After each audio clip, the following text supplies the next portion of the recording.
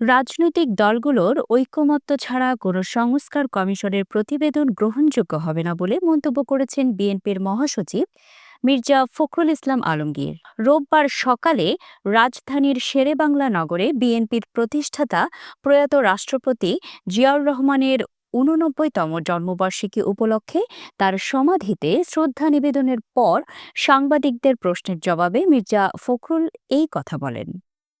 সংস্কার ও নির্বাচন বিষয়ে বিএনপির অবস্থান স্পষ্ট করে মির্জা ফখরুল বলেন, আমরা বলেছি সংস্কার ও নির্বাচনের মধ্যে কোনো বিরোধ নেই। যে দল সরকারে আসবে তারা সংস্কারের কাজ এগিয়ে নেবে।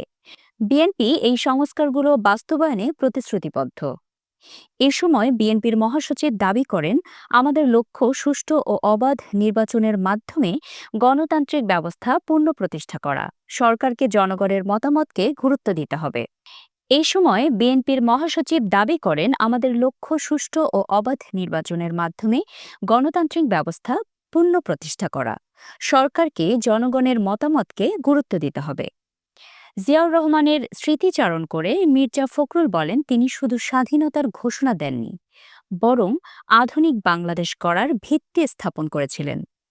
একদলীয় শাসন ব্যবস্থা থেকে বহুদলীয় গণতন্ত্রে ফিরিয়ে আনার কাজ তিনিই শুরু করেন। কৃষি, অর্থনীতি এবং রাজনীতিতে তার সংস্কারমূলক পদক্ষেপ আজও প্রাসঙ্গিক।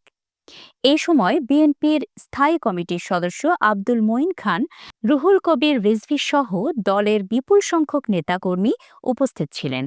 মির্জা ফখরুল বলেন, আমরা আশা করি অতি অল্প সময়ের মধ্যেই একটি সুষ্ঠু নির্বাচনের মাধ্যমে গণতন্ত্রে ফিরে যেতে পারব।